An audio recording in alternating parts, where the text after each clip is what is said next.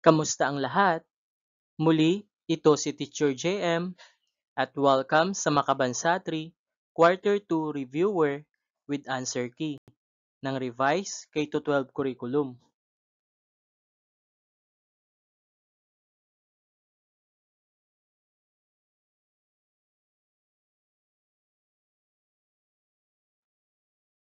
Paunawa, ang lahat ng nilalaman ng video na ito ay drill lamang upang makatulong sa mga mag-aaral sa kanilang pagsusulit. Maraming salamat po sa inyong pangunawa. Ating basahin ang panuto. Piliin ang titik ng tamang sagot.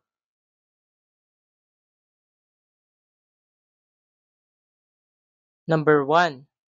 Ano ang tawag sa kabuuang paraan ng pamumuhay ng isang pangkat ng tao? A. Kasaysayan. B. Kalusugan. C. Kalikasan. D. Kultura.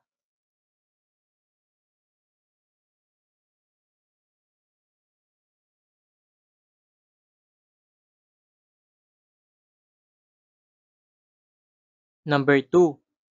Alin ang nagpapakita ng pagpapahalaga sa kultura? A. Pagtatapon ng basura kahit saan. B. Paglimot sa mga lokal na awit. C. Pagsunod sa mga kaugalian at tradisyon. D. Pagpapalit ng wika ng ibang bansa.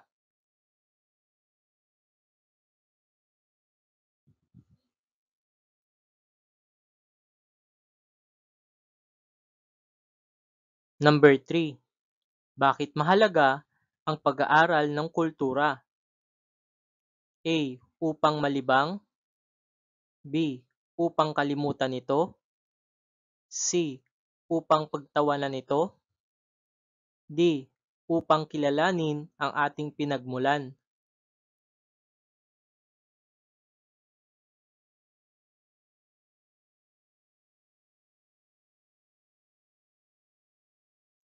Number 4. Ano ang magiging epekto kung hindi natin papahalagahan ang ating kultura? A. Lalong minamahal ito. B. Unti-unting mawawala ang ating kultura. C. Magiging mas maganda. D. Mas mapapaunlad ito.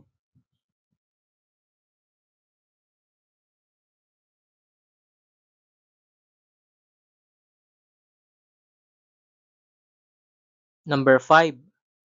Bakit mahalagang alamin ang kultura ng mga Pilipino? A. Upang makilala at may pagmalaki ang ating pagka-Pilipino. B. Upang kalimutan ang nakaraan. C. Upang gayahin ang ibang bansa. D. Upang tumigil sa pag-aaral.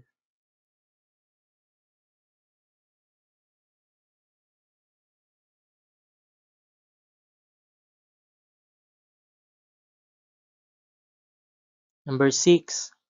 Paano naiimpluwensyahan ng kapaligiran ang kultura ng isang lugar? A. Sa dami ng sasakyan.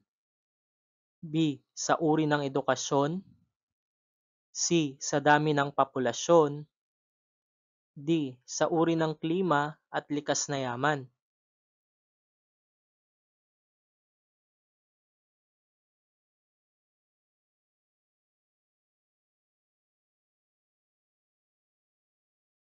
Number 7. Alin sa mga sumusunod ang hindi kasama sa aspeto ng kultura? A. Paniniwala. B. Kasuotan. C. Tradisyon. D. Dagat at bundok.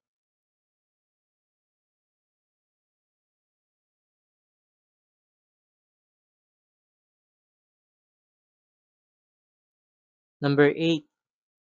Anong aspeto ng kultura ang pananampalataya o pananalig sa Diyos? A. Sayaw. B. Pagkain. C. Relihiyon. D. Kasuotan.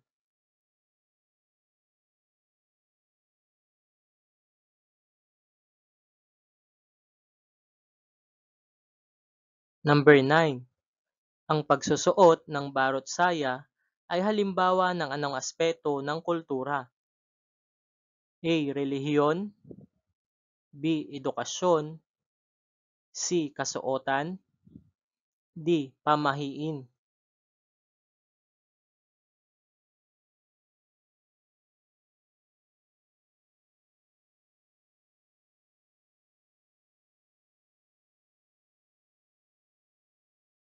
Number 10. Ano ang tawag sa mga kasuotan at sayaw na nagpapakita ng kultura ng isang lugar? A. Relihiyon, B. Pista, C. Tradisyon, D. Pamahalaan.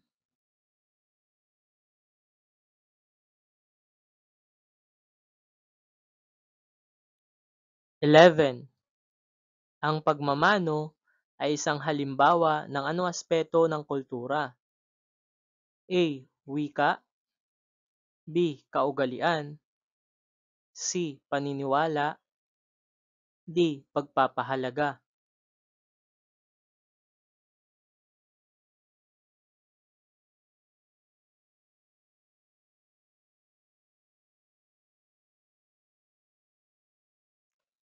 Twelve. Alin sa mga sumusunod ang hindi magandang kaugalian ng Pilipino? A. Pagmamano sa nakakatanda, B. Pagtulong sa kapwa, C. Pagtatapon ng basura kahit saan, D. Paggalang sa guro.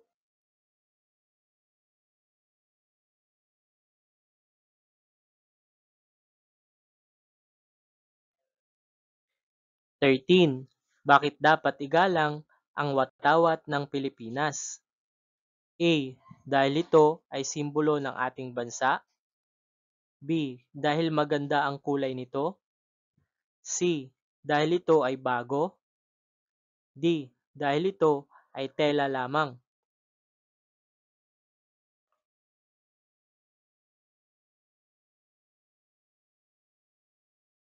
14. Paano natin ipinapakita ang pagpapahalaga sa himno ng komunidad? A. Tumatawa habang tumutugtog, B. Nagsisigawan habang kinakanta, C. Tumatayo ng tuwid habang umaawit, D. Lumakad habang kumakanta.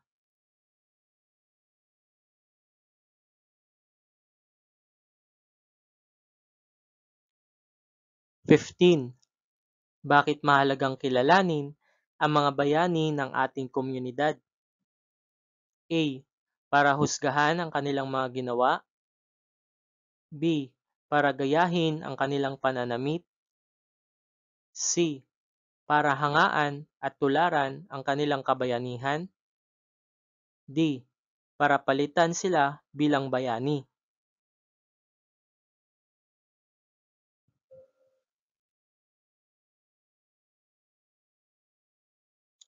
16. Sino ang pambansang bayani ng Pilipinas? A. Andres Bonifacio, B. Jose Rizal, C. Manuel Quezon, D. Emilio Aguinaldo.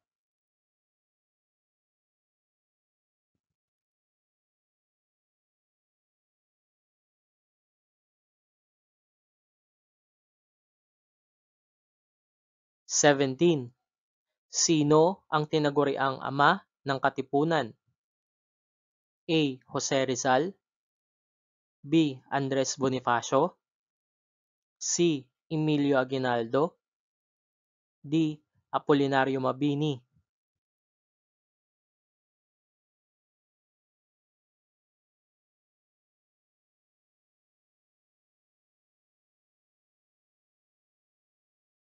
₱18.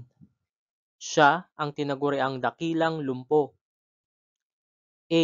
Apolinario Mabini, B. Andres Bonifacio, C. Jose Rizal, D. Emilio Aguinaldo.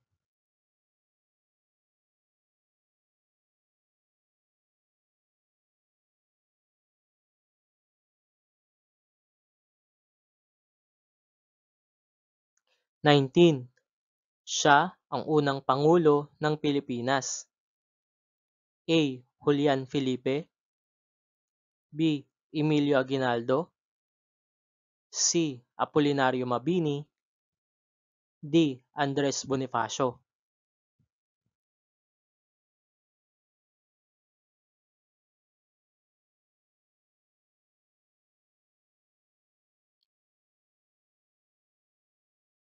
20. Siya ay tinuguri ang utak ng himagsikan. A. Apolinario Mabini, B. Andres Bonifacio, C. Jose Rizal, D. Emilio Aguinaldo.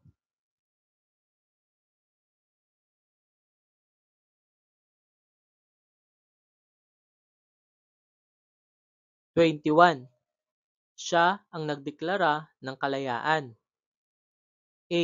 Julian Felipe, B. Emilio Aguinaldo, C. Apolinario Mabini, D. Andres Bonifacio.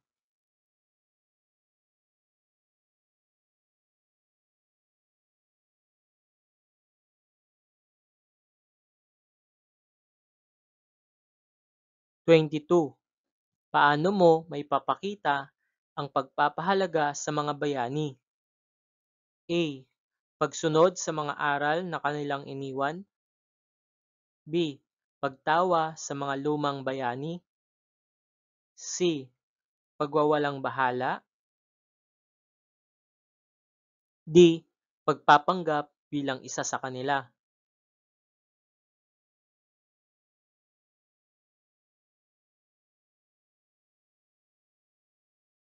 23. Alin ang simbolo ng Republika ng Pilipinas? A. Awiting Bayan, B. Coat of Arms, C. Simbahan, D. Kwentong Bayan.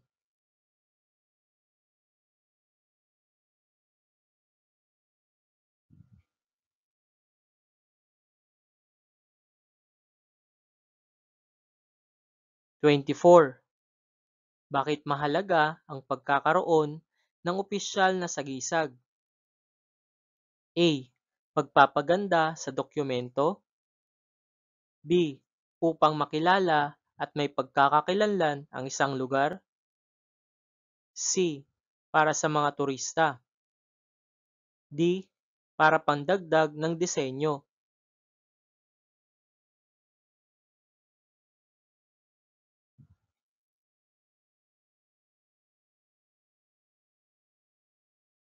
25. Ano ang ibig sabihin ng pagkakakilanlan? A. Pangalan ng lugar, B. Katangian na nagpapakilala sa isang tao o grupo, C. Lugar na pinagtatrabahuhan, D. Bansa kung saan ka pinanganak.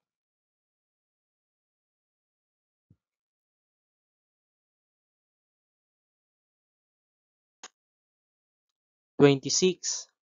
Ano ang tawag sa mga awit ng mga bayan o lungsod na sumasagisag sa kanilang pagkakakilanlan? A. Paniniwala, B. Sayaw, C. Himno, D. Kwento.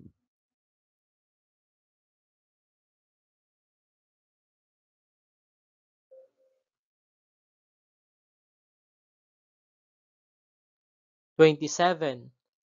Ang mga taong naninirahan sa bulubundukin o matataas na lugar ay nakakaranas ng anong uri ng klima? A. Mainit, B. Makulimlim, C. Malamig, D. Pagkidlat.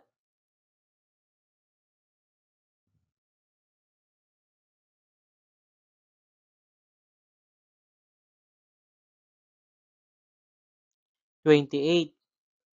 Anong kasuotan ang kadalasang mayroon sa mga taong naninirahan sa bulubundukin o matataas na lugar? A. Sando, B. Jacket, C. Shorts, D. Maikling damit.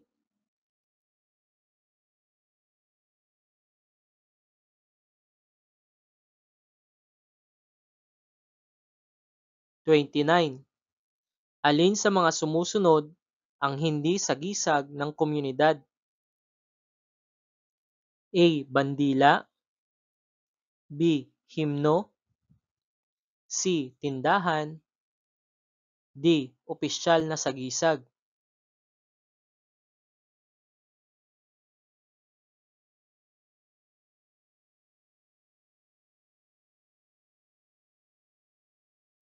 30. Anong katangian ang nagpapakilala sa isang komunidad? A. Uri ng mall. B. Bilang ng kotse. C. Kultura at kasaysayan. D. Layo ng paaralan.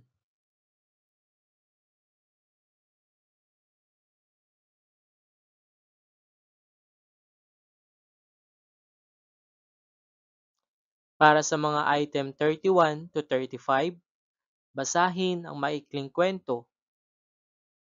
Sa paaralan ni Lina, ginugunita nila ang buwan ng wika. Nagsuot siya ng barot saya at nagdala ng lutong bahay na pagkain. Sumayaw din siya ng tinikling kasama ang kanyang mga kaklase. Masaya siyang nakibahagi sa pagdiriwang.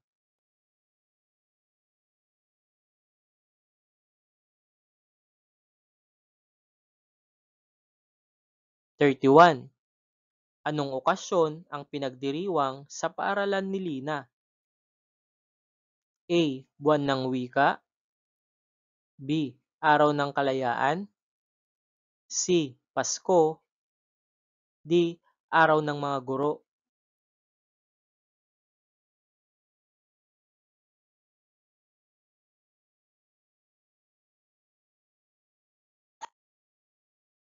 32.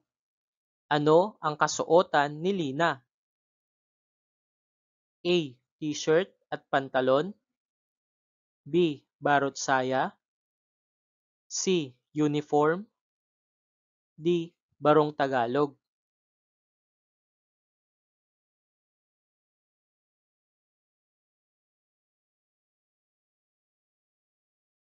33. Anong sayaw ang sinasayaw nila? A. Karenyosa. B. Tinikling. C. Itik-itik. D. Singkil.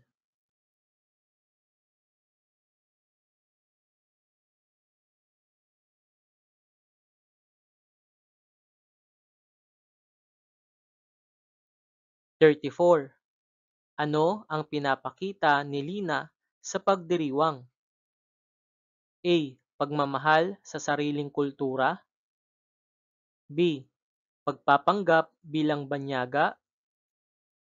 C. Pagwawalang bahala. D. Pagiging tamad.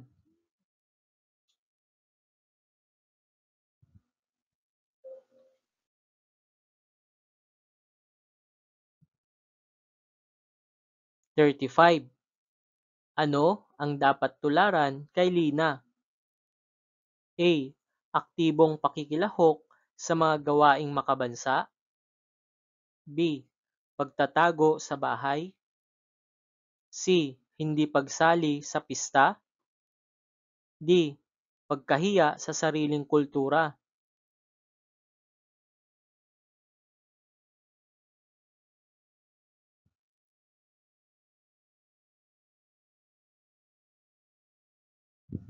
36. Ano ang dapat mong gawin upang maipakita ang pagmamalasakit sa kapaligiran? A. Itapon ang basura sa tamang lagayan. B. Pabayaan na lamang. C. Sunugin ang basura. D. Magtapon kahit saan.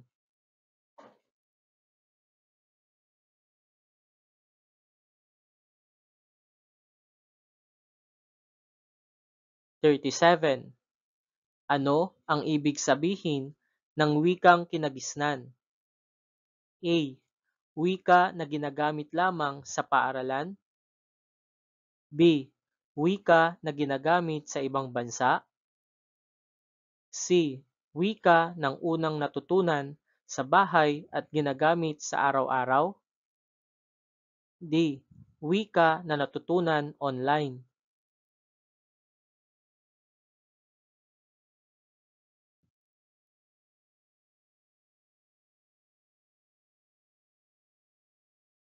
38. Bilang mag-aaral, paano mo pahahalagahan ang ating kultura? A. Ipagpapalit sa mas makabagong mga gawain at uso.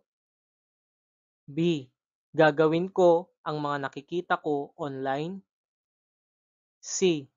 Ipagpapatuloy ko ang mga magagandang kaugalian at tradisyon mula sa aking mga magulang. D. Palitan na lamang ito ng gusto kong gawain.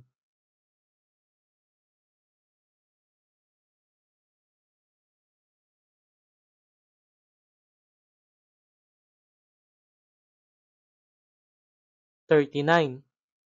Ano ang ibig sabihin ng kasabihang ang hindi marunong lumingon sa pinanggalingan ay hindi makakarating sa paroroonan? A. Dapat kalimutan ang nakaraan. B. Dapat igalang at alalahanin ang mga pinagmulan. C. Dapat maging mayabang. D. Dapat magtago sa mga tao.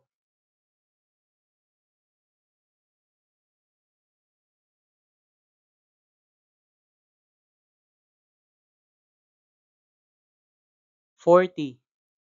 Ano ang ibig sabihin ng pagiging makabansa? A. Pagmamahal at paggalang sa sariling bansa. B. Pag-alis sa bansa. C. Pagpapakita ng yaman. D. Pagpapanggap bilang dayuhan.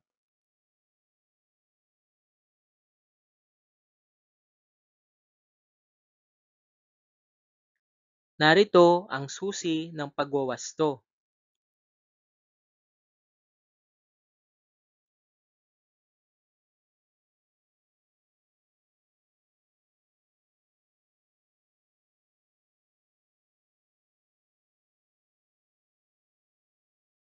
Ang wastong sagot ay letrang D.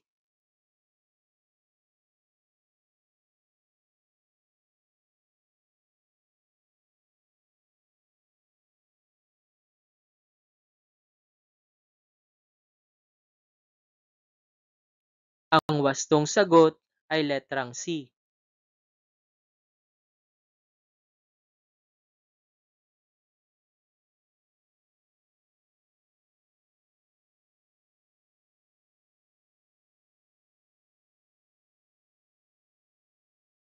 Ang wastong sagot ay letrang D.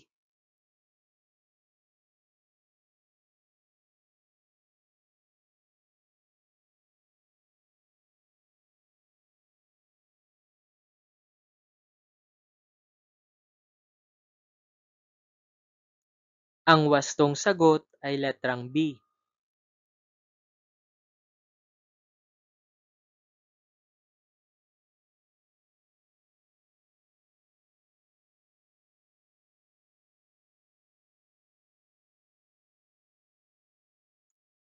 Ang wastong sagot ay letrang A.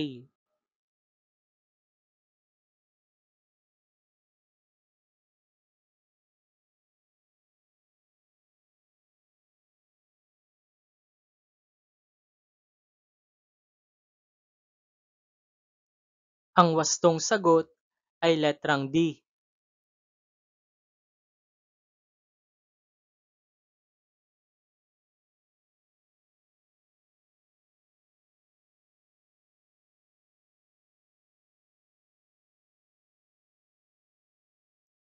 Ang wastong sagot ay letrang D.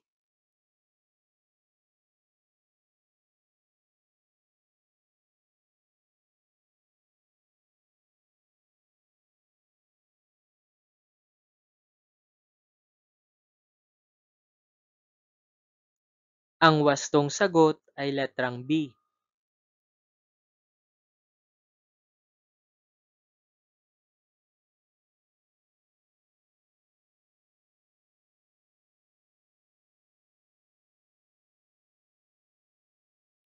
Ang wastong sagot ay letrang C.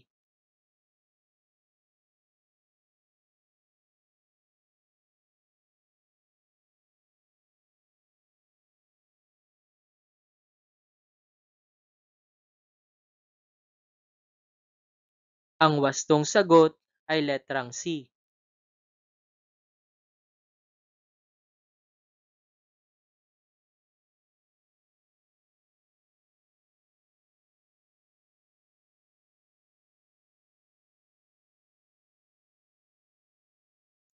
Ang wastong sagot ay letrang B.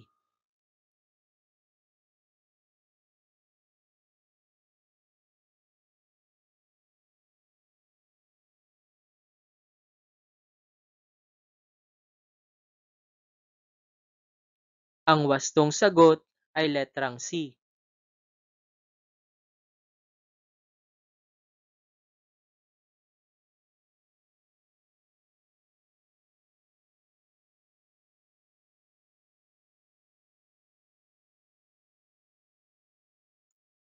Ang wastong sagot ay letrang A.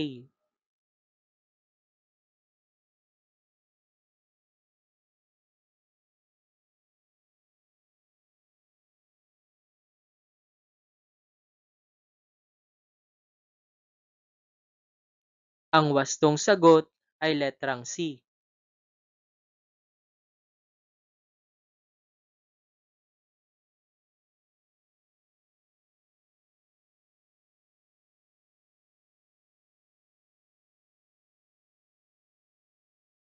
Ang wastong sagot ay letrang C.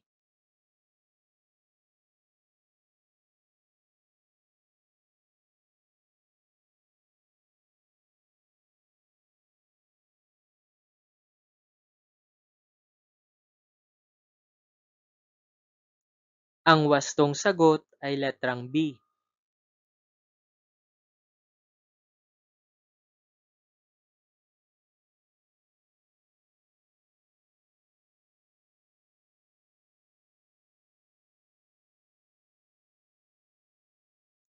Ang wastong sagot ay letrang B.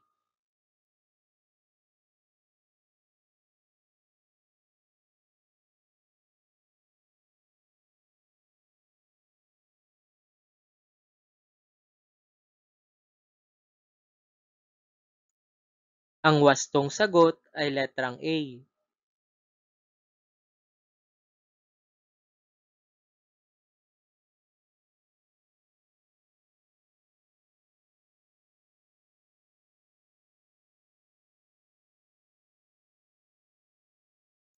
Ang wastong sagot ay letrang B.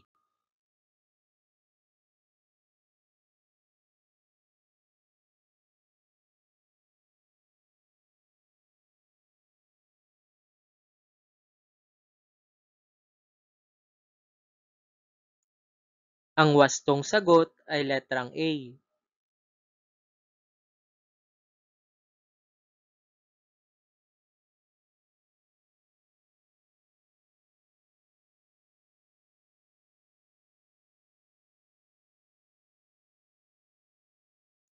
Ang wastong sagot ay letrang B.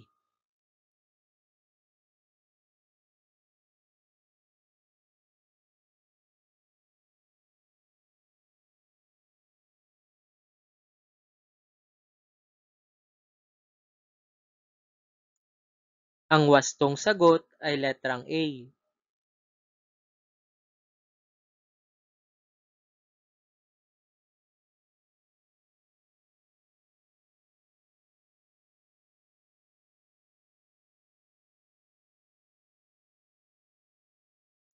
Ang wastong sagot ay letrang B.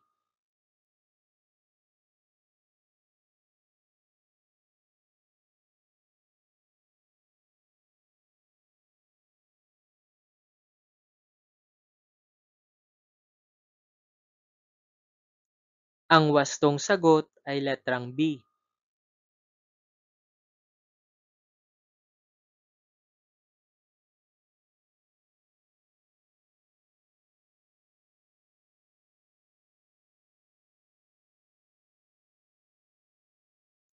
Ang wastong sagot ay letrang B.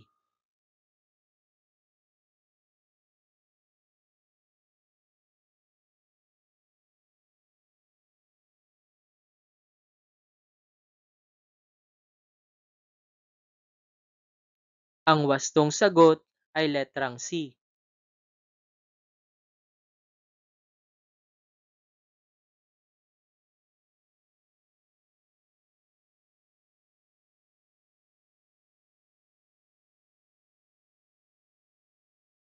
Ang wastong sagot ay letrang C.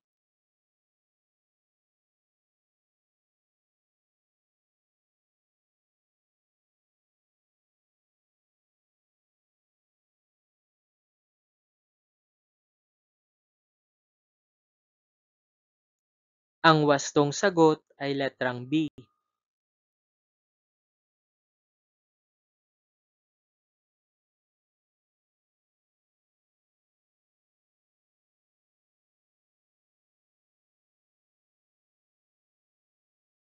Ang wastong sagot ay letrang C.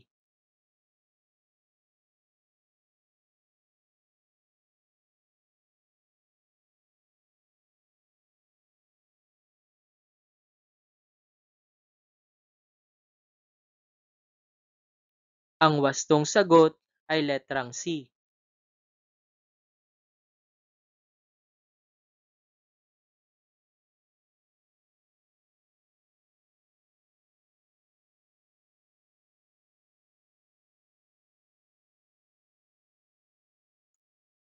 Ang wastong sagot ay letrang A.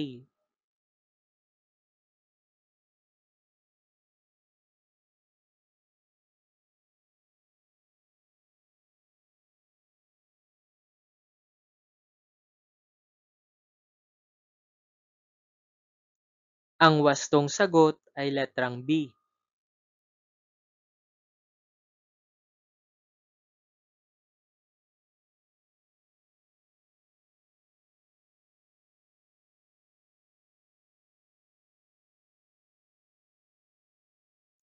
Ang wastong sagot ay letrang B.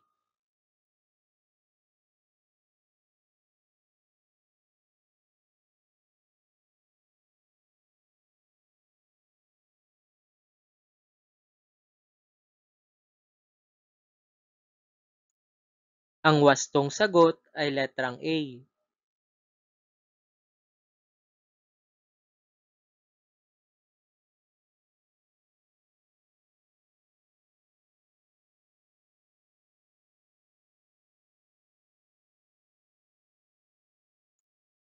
Ang wastong sagot ay letrang A.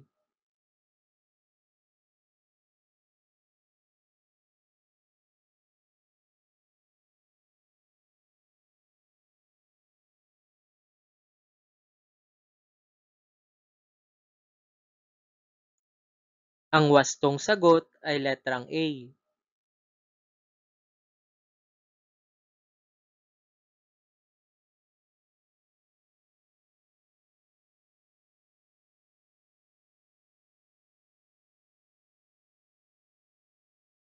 Ang wastong sagot ay letrang C.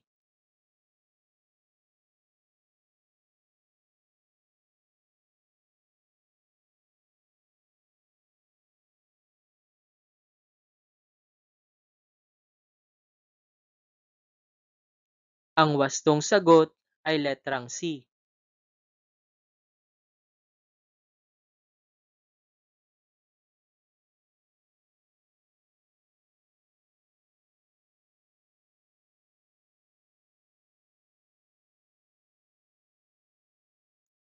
Ang wastong sagot ay letrang B.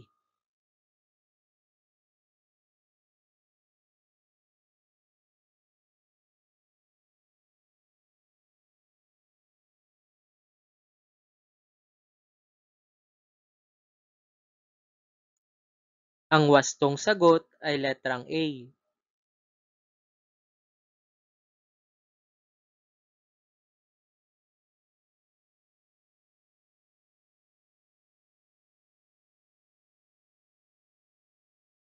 Maraming salamat sa inyong pakikinig. Muli, ito si Teacher JM At huwag kalimutang mag-subscribe sa ating YouTube channel. Please like, comment, and share, and click the notification bell for more videos.